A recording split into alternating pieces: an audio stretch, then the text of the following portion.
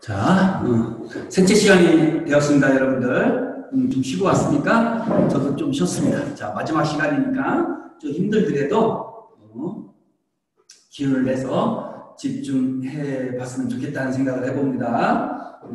좀 어려울 수 있는데 조금만 인내를 갖고서 한번 가봅시다. 그러면 요것만 넘어가면은 다음 주부터는 술술술술 넘어갈 것입니다.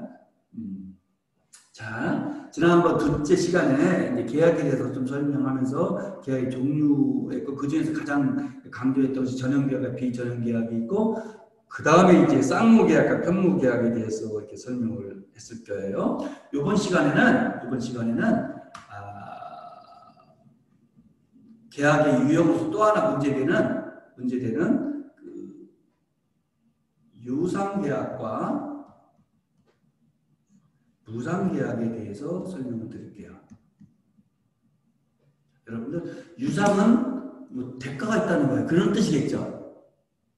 그죠? 풀이가 아니라는 거죠. 그죠? 무상은 그자도 풀이죠. 그죠? 마이와 개당 프리 뭐 이런 거겠죠. 하나 사면 하나 뭐 공짜 이런 거잖아요. 공짜라는 뜻이죠. 무상이라는 것은. 그래서 무상으로 영화 봤다든가 뭐 무상 상현이라든가 이런 표현 우리가 쓰잖아요. 그렇죠. 법적인 의미에서는 이것보다 좀 더 정확하게 그리고 정교하게 설명할 필요가 있죠. 개념 정의할 필요가 있는데 이건 뭐냐면은 유상계약과 무상계약은 뭐냐면은 대가적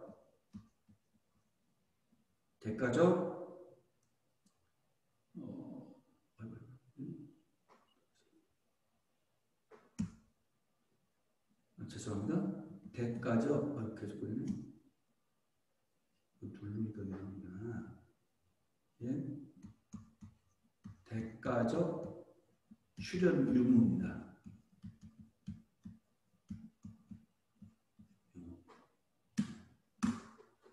유상은 쌍방이 서로 간에 대가적 출연을 하는 거예요. 출연이라는 것은 금전 같은 것을 노력이라든가 이런 것을 제공한다는 뜻이거든요. 내놓는다는 뜻이거든요. 출연이라는 것은 자기의 지식이든 뭐 능력이든 금전이든 물건이든 뭐를 내놓는 것을 출연이라고 해요. 그랬을 때 유상계약에서는 계약 당사자 모두가 대가적 의미를 갖는 출연을 하는 계약이고 무상계약은 그렇지 않은 계약을 말하는 거예요. 이해되셨죠?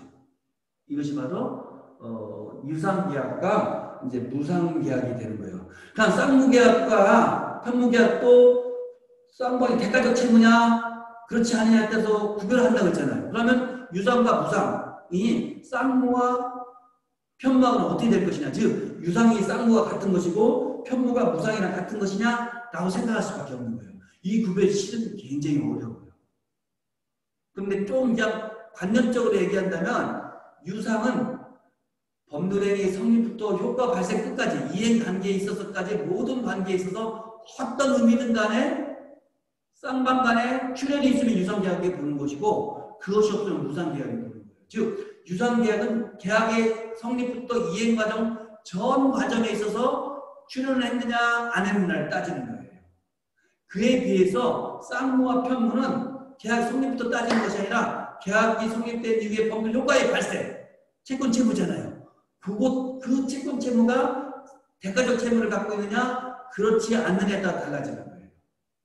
그러니까 유상과 무상의 범위가 훨씬 더 넓은 거죠. 유상과 무상은 계약이 처음부터 이행 마지막 단계까지를 문제 삼는다면 쌍무 편무는 그것보다는 좀 좁은 법률 효과 부분만 문제 삼는 거기 때문에 그렇기 때문에 아까 지난번 시간에 얘기했죠. 모든 쌍무계약은 무슨 계약이다? 모든 쌍무계약은 유상계약이 되는 거예요.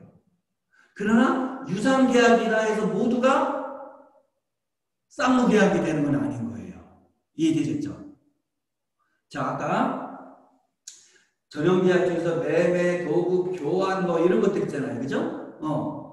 이런 것, 임대차 이런 것들은 다 무엇이라 했죠? 쌍무계약이라 했어요. 그게 여기서 다 무슨 계약이에요? 유상계약이 되는 거예요. 자동으로. 이해되셨죠? 그런데 현상과거는 무슨 계약이라 했죠? 편무계약이라 했어요. 편무계약이라.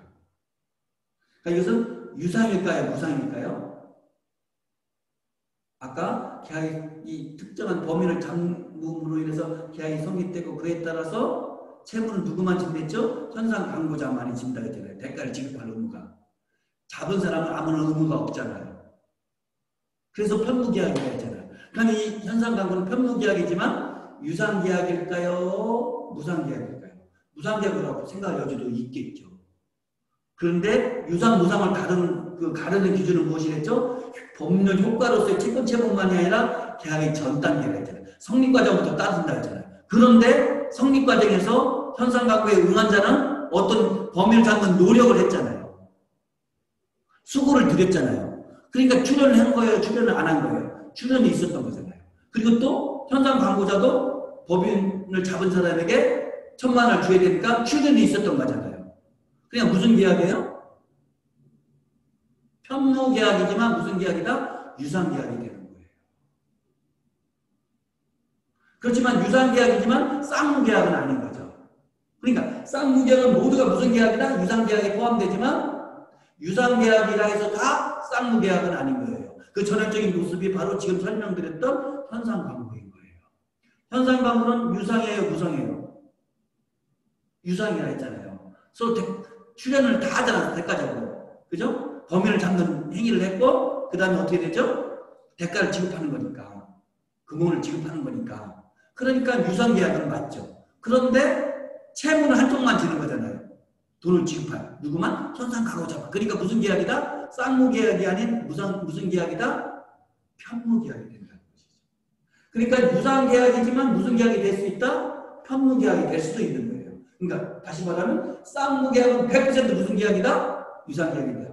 그러나 유상계약은 대부분은 쌍무계약이지만 편무계약이 될 수도 있다. 그러니까 유상과 이 무상의 범위가 훨씬 더 넓은 거예요. 이만큼이 만약에 유상과 이런 유상 계약을 한다면 쌍무 계약은 요만큼 해당되는 거죠. 요만큼 해당되는 거예요. 이것이 바로 쌍무 계약이에요. 그러니까 쌍무 계약은 그래서 무슨 어디에 포함돼요? 유상 계약에 포함되는 거예요. 그러나 유상 계약 중에는 쌍무 계약도 있고 뭐도 있다? 편무도 있다.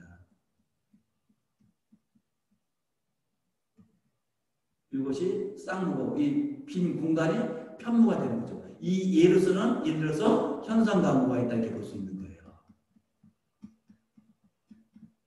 이해되셨죠? 그러니까 유상계약이 쌍무계약보다는 훨씬 더 넓은 계약이고 유상계약 중에는 쌍무계약이 있을 수도 있고 편무계약이 있을 수도 있다. 물론 대부분은 무슨 계약이다? 유상계약은 대부분은 쌍무계약이겠죠. 그리고 무상계약은 당연히 편무계약이 되는 것이고 이렇게 보여야 되겠죠. 이해되셨죠? 현상감은 이렇게 중요한 거예요. 옛날에 탈주범들 이렇게 교도소 이렇게 탈옥하면 그 잡는 사람 또 어떤 범죄를 저질러서 범죄를 찾으면 현상금을 걸잖아요. 그런 것들이 전형적인 현상감의 모습이 되는 거예요. 자, 쌍무계약과 편무계약 배웠어요. 쌍방이 대가적 채무를 부담하느냐 아니냐예요. 유상계약은 계약의 전 과정에 있어서 대가적 출연 행위가 있었느냐 없었느냐예요. 출연 행위가 있었다면 서로 채무는 대가적 채무가 아니라 할지라도 유상계약이 되는 거예요. 그런 계약은 유상계약이지만 예외적으로 쌍무계약이 되는 것이죠. 편무계약이지만 그 편무계약이 되는 것이죠. 유상계약이지만 쌍무계약이 아닌 그 전형적인 모습은 지금 여러 번 설명드렸던 무슨 계약이다? 현상광고 계약이다. 이렇게 보게 된다는 거예요. 자, 민법상 전형계약에서 증여와 상환대차는 무산계약이죠. 소비대차나 임시 종신정리금은 대가 지급에 따른 이자도 되고 무자도 돼서 그때 유상계약이 되고 무상계약이 되기도 하는 거예요. 증여는 무상계약이죠. 그리고 편무계약이죠. 왜 증여를 편무계약으로 했을까? 한쪽만 하니까. 왜 증여를 계약으로 했을까요? 은혜는 강요되지 않는다는 말이 있어요. 증여는 은혜적인 면이 있는 거잖아요. 은혜는 은혜를 받는 것은 대부분은 좋고 유익하고 기분 좋을 수 있지만 실은 자존심 상할 수도 있는 거예요. 내가 저 사람한테 왜 받아? 나를 거짓 취급하는 거야? 극단적으로 얘기했습니다. 표현이. 나를 너무 무시하는 거야. 나를 가난하다고 뭐 생각하는 거야? 내가 자존심이 있지. 나 그 돈 없어서 살아. 거절할 권리가 있어야 되잖아요. 맞죠? 그래서 증여를 단독 계약이 아닌 계약으로 보는 거예요. 그랬을 때 증여는 한쪽만 재산권 이전 의무가 있잖아요. 그러니까 쌍무계약이고 이쪽 사람은 받기만 하지 자기는 아무런 출연 행위가 없잖아요. 수중자는 받겠다는 의사표시만 하면 되니까. 그러니까 무슨 계약이다? 무상계약이 되는 거예요. 그래서 증여는 계약인데 계약 중에서 가장 전형적인 무상계약이자 편무계약이 되는 거예요. 이해되셨죠? 이해되셨죠? 그렇게 되는 거예요. 그럼 도대체 이 한번 먼저 지우고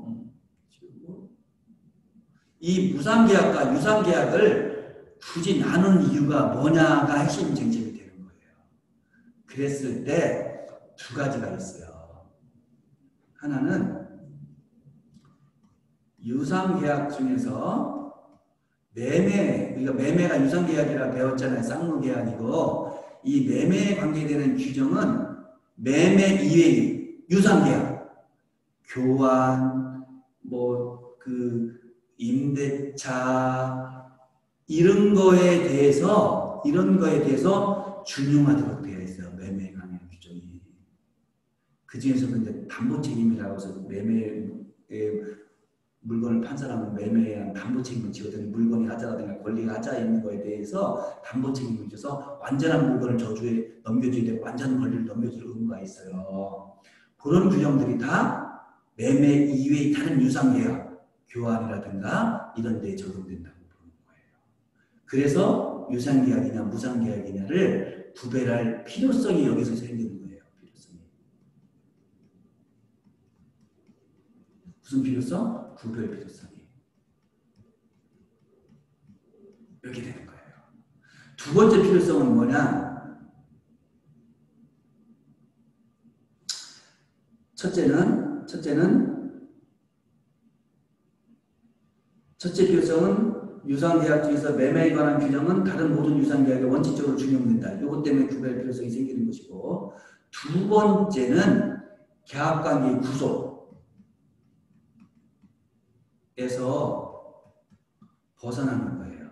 벗어날 자유예요.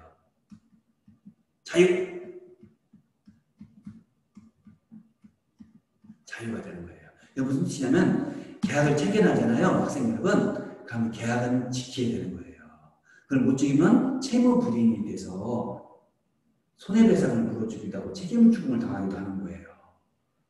이것을 우리 법 격언으로 뭐냐면은 법원이라고 하는데 이게 뭐냐면 계약은 지켜져야 한다라고 하는 거예요. 계약은 서로 약속이잖아요. 쌍방간에. 그렇기 때문에 서로 간에 신뢰를 하는 거예요. 신뢰를 깨면 안 되잖아요. 그래서 약속한 대로, 계약한 대로 지키고 이행해야 되는 거예요. 물건을 산 사람은 대금을 지급해야 되는 것이고, 물건을 판 사람은 소유권을 물건도 넘겨줘야 하고 등기도 해줄 의무가 있는 거예요. 이걸 이행해줘야 되는 거예요. 계약은 지켜야 되니까. 왜? 약속이니까. 왜? 신뢰를 줬습니다. 이것이 깨지면 우리 사회가 성립이 안 되고 우리 사회가 혼란처럼 수밖에 없는 거예요. 그런데 이걸 계약관계의 구속이라고 하는 거예요. 벗어날 수가 없으니까. 그래서 아주 예외적으로만 벗어날 수 있게 만드는 거예요. 그래서 상대방이 채무 불이행을 했다. 그럼 내가 이제 이 계약에서 벗어났으니까 계약 해지하겠다 이런 거예요. 또 상대방이 나를 기망해서 속여서 계약 체결했다. 그럼 내가 취소해서 계약관계로부터 벗어나겠다. 이게 취소가 되는 거예요.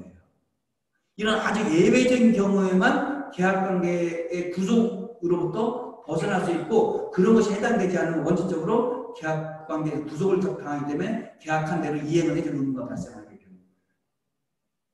그런데 이 무상계약에서는 약간 공짜로 준다는 의미가 있기 때문에 시혜적인 의뢰를 베푸는 면이 있기 때문에 조금은 계약관계의 구속으로부터 벗어나기 쉽게 하는 거예요. 그래서 증여 같은 경우에는요, 서면으로 할 수도 있고 구두 말로도 약속해도 증여 계약이 성립돼요. 그러나 말로만 했을 때는 그 말로 한 약속을 이행하기 전에는 그 계약 관계로부터 일방적으로 증여자 주겠다고 약속한 사람은 그것을 벗어날 수 있어요. 그걸 증여 계약의 해제라고 하거든요. 해제를 통해서 증여 계약의 구속부터 벗어나서 그 넘겨주기로 했던 부동산을 넘겨주지 않아도 되고 주기로 했던 1,000만 원을 안 줘도 되는 거예요. 무상계약이기 때문에 조금 봐주는 거죠. 어떤 것을 봐준다? 이 의무로에서 벗어나는 거죠. 의무를 면하는 것을. 그래서 증여계약은 서면으로도 성립되고 구두로도 성립되지만 구두로만 했을 때는 증여자로 하여금 이 계약관계의 구속으로부터 즉 증여 의무로부터 벗어나기가 좀 더 쉽게 만들어주는 몇 가지 것들이 있을 수 있는 거예요. 그런 것들은 왜? 무상계약이기 때문에 이 계약관계의 구속으로부터 조금은 벗어나자라고 보는 거예요. 이것이 바로 유상계약과 무상계약의 문제예요. 자, 정리하겠습니다. 모든 쌍무계약은 유상계약이다. 그러나 모든 유상계약이 쌍무계약은 아닐 수 있다. 거기는 편무계약도 유상계약일 수 있습니다. 그 전형적인 것이 바로 무엇이다? 현상 광고이다. 가장 오늘 배운 중요한 겁니다. 오늘 꼭 이해를 하셔야 돼요. 자, 세 번째는 계약의 낙성이라는 것이 있고 요물이라는 것이 있어요. 좀 어려운 용어죠. 이 용어는 필요할 요자라는 뜻이에요. 우리가 필요하다 이런 필요할 요자 쓰잖아요. 이 물자는 이런 물자를 써요. 물건 할 때 이 물자거든요. 낙성은 무슨 뜻이냐면은 그냥 의사표시만으로 계약이 성립되는 거예요. 아까 매매는 계약이라 했잖아요. 그 중에서 쌍무계약이고 유상계약이라고 했잖아요. 대가가 채무자가 있고 출연행위가 있으니까. 그런데 이 계약은 어떠한 다른 행위를 요구하지 않고 무엇이냐? 사겠다, 팔겠다. 사겠다, 오케이. 나한테 파십시오, 오케이, 팔겠다. 이런 청약과 승낙이라는 어떤 의사표시만으로 계약이 성립이 돼요. 그런데 이 요물계약은 의사표시가 필요하지만 계약이니까 필요하지만 의사표시 이외에 특정 어떠한 사실이라든가 행위를 요구하는 경우가 있어요. 즉 의사표시만으로는 계약이 성립되지 않고 다른 의사표시 이외의 어떤 일정한 사실이라든가 행위를 필요한 것이 있을 때 그래서 요물계약이라고 하는 거예요. 아까 현상광고를 아까 뭐라 했죠? 현상광고를 계약이라 했어요. 그럼 이 현상광고는 낙성계약일까요? 요물계약일까요? 어떤 것 같아요? 자, 아까 현상광고는 어떻게 되죠? 일정한 행위를 한 사람은 돈을 주겠다. 현상금을 걸죠. 현상금. 의사표시죠. 일정 의사의 표시잖아. 그죠? 의사표시가 있죠. 근데 의사표시만으로 계약이 성립되진 않죠. 뭐였죠? 상대방에 의한 범인 체포. 라는 행위가 필요한 것이잖아요. 그러니까 이 현상광고는 돈을 주겠다는 범인 잡으면 돈을 주겠다는 의사표시만으로 성립되는 것이 아니라 상대방이 무엇이 필요하죠? 체포라는 행위. 이건 의사표시는 아니잖아요. 체포행위는. 그러니까 무엇이 사실과 행위가 필요한 거잖아. 그러니까 무슨 계약이에요? 의사표시 말고 다른 걸 요구하니까 무슨 계약이죠? 바로 이 요물계약이 된다는 거예요. 그래서 현상광고는 이 요물계약의 전형적인 모습이에요. 그러나 대부분의 계약은 다 무슨 계약이다? 낙성계약. 즉 의사표시만으로 계약이 성립되는 낙성계약이고 아주 예외적으로만 요물계약이 되는 거예요. 옛날에는 논문고 시대 때는 이 요물계약의 모습이 많이 있었어요.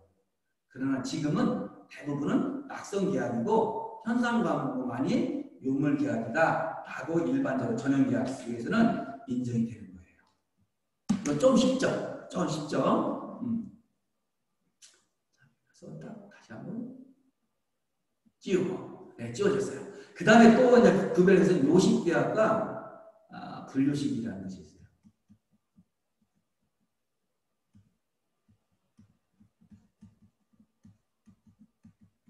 이건 뭐냐면 아까 필요한다는 그런 의미예요. 요문하고 똑같아요. 진짜 형식이라는 뜻이에요. 형식.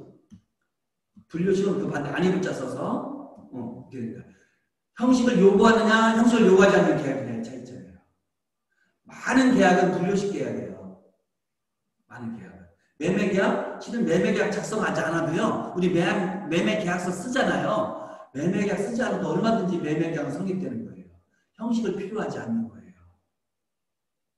즉 내가 친구에게 야 내가 너 중고 카메라 너 핸드폰 멋있다 나한테 팔아라? 너 그 중고 너 책 너무 좋다 나한테 나는 새 책상이 너 부담되니까 나한테 팔래? 중고 책 매매계약은 매매거든요. 내가 뭐 10,000원 줄게 5,000원 줄게 이거 매매계약이거든요. 지금 형식 매매계약서 안 써도 돼요. 그냥 사자 살게 팔게 이렇게 하면 되는 거예요. 그냥 계약이 성립돼서 계약이 성립되면 책을 넘겨줄 의무가 있고 10,000원, 5,000원을 지급할 의무가 발생하는 거예요. 즉 계약은 성립되는 거예요. 그런데 요식계약은 일정 형식을 요구하는 것이고 이 형식에 따르지 않으면 그 계약은 성립되지 않는다고 보든가 아니면 무효라고 보는 거예요. 효력이 없다는 뜻이 무효거든요. 불성립이 되든가 아니면 무효라고 보는 거예요. 요식계약은. 계약일 때는. 그렇지만 대부분은 불요식인 거예요. 왜 그린 것 같아요? 그것은 뭐냐면은 우리는 자유주의 국가잖아요. 그래서 내가 마음대로 재산권을 행사할 수가 있는 거예요. 사적 자치라고 하거든요. 지난번에 좀 배웠을 거예요. 그래서 사적 자치 대부분은 법률행위가 이루어진다 했잖아요. 법률행위 자유원칙이라고 그래요. 이거를 자유의 원칙이라고 해요. 법률의 대부분이 뭐라 했죠? 계약이라고 했잖아요. 이거를 계약의 자유라고 하는 거예요. 근데 이 계약의 자유, 법률의 자유는 계약을 할 것인가 말 것인가를 결정할 수 있어요. 당사자들이. 근데 저 사람하고 할 것인가 말 것인가, 저 사람한테 살 것인가 팔을 것인가, 이런 것들을 정하는 거. 그 다음에 또 하나는 어떠한 형식으로 할 것인가. 계약 체결 방식의 자유라 하거든요. 이 방식의 자유 때문에 기본적으로 불요식이 되는 거예요. 어떤 방식을 하더라도 다 어떻게든 인정해 주겠다고 하는 거예요. 이해되셨죠? 이것이 바로 불요식 계약의 이유가 되는 거예요. 그렇지만 법이 일정한 계약으로 정하는 계약도 있을 수 있어요. 이건 정확성과 명확성이 필요한 계약들이에요. 신분법사 같은 거, 유언 같은 거 있잖아요. 유언 각각 법률행위인데 이런 계약은 아니지만 이런 경우도 굉장히 유언장이라든지 이런 아주 엄격한 형식을 요구해요. 그걸 아니면은 그 유언이 무효가 되는 것들이에요. 이것들은 되게 요식행위라고 하는 거예요. 법률행위 계약을 안 했지만 아까 그런 것들이고 증여계약 중에서 약간 요식을 표현을 할 수도 있어요. 아까 그래서 불요식 계약이지만 서면으로 하지 않았을 때는 계약관계 구속부터 좀 벗어나기가 쉽다고 했잖아요. 그런 약간의 요식성의 성격을 포함하게 있는 거죠. 갖고 있는 것이죠. 불요식 계약에 해당되지만 그런 것들이에요. 자, 한번 지워볼까요? 그 다음에 민법사의 전형계약은 15개가 있다고 했잖아. 이것은 대부분은 무슨 규정이 임의규정이라고 하는 거예요. 법의 규정은 임의규정과 강행규정으로 나뉘어요. 강행규정은 사회질서라든가 선량한 풍속 등에 관계되는 것이라 이거를 바꿀 수가 없는 거예요. 누구 마음대로? 당사자 마음대로. 계약을 체결하는 당사자 마음대로 의사합치로 이걸 바꿀 수가 없는 거예요. 그것이 강행규정이에요.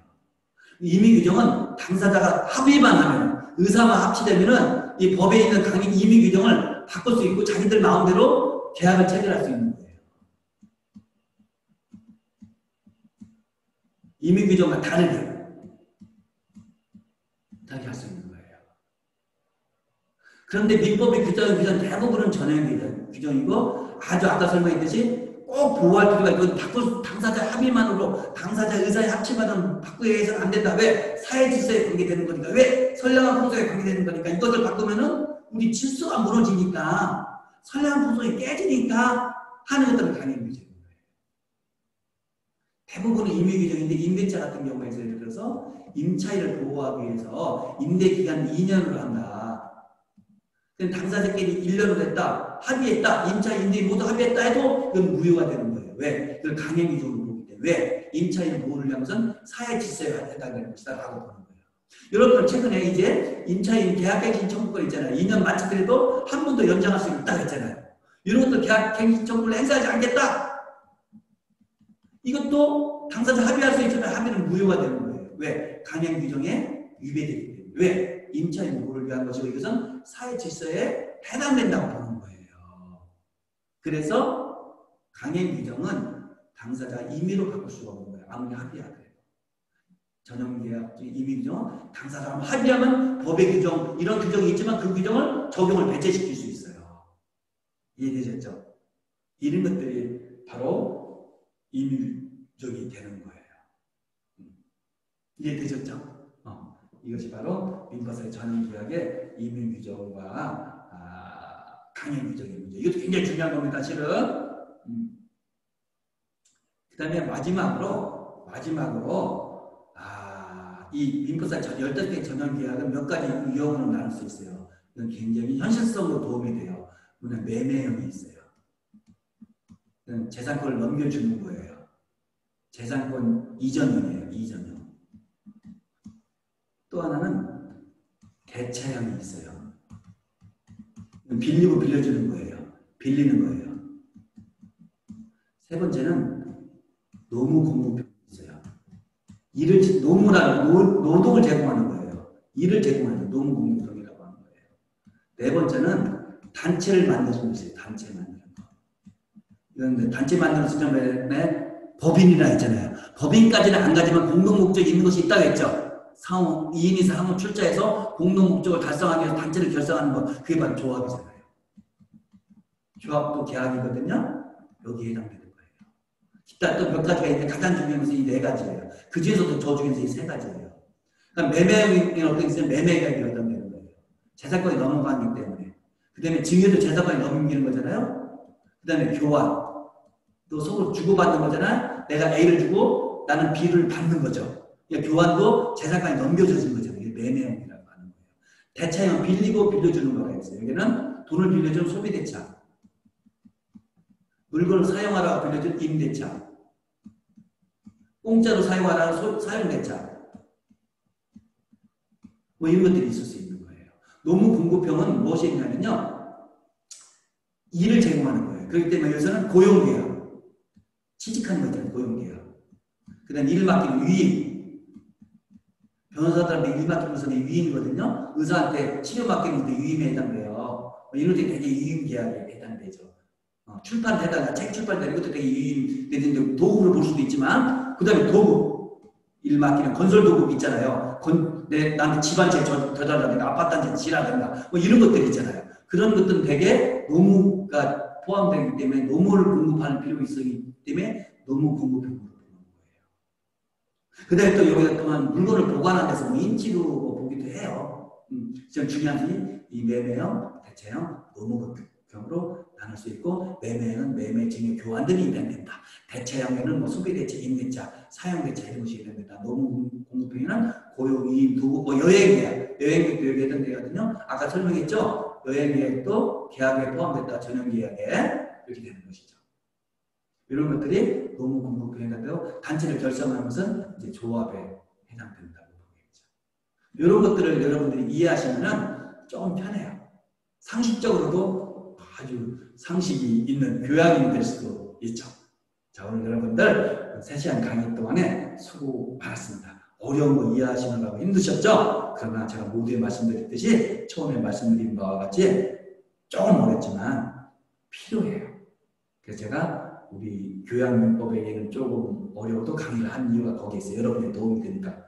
여러분들 화나셨어요? 우리 수준을 너무 낮게봤다고? 우리는 충분히 이해할 수 있다고? 그럼 땡큐죠. 너무 뿌듯하죠, 저도. 우리 학생들, 미안 학생들 분명히 있을 거예요. 그런 친구들은 로스쿨 한번 생각해 보세요. 어떤 법을 친구처럼 한번 삼아보세요. 설사 내가 법조인이 아니라 할지라도, 법조인 되고 싶은 생각이 없다 할지라도, 여러분들은 교양이 있는 사람이 될 거예요. 나도 변호사면 너도 변호사. 너도 변호사면 나도 변호사. 내가 법률가면 당신 너도 법률가. 나법 너법. 나든 너든. 나로 너로. 재밌습니까? 아니 아재 개그인가요?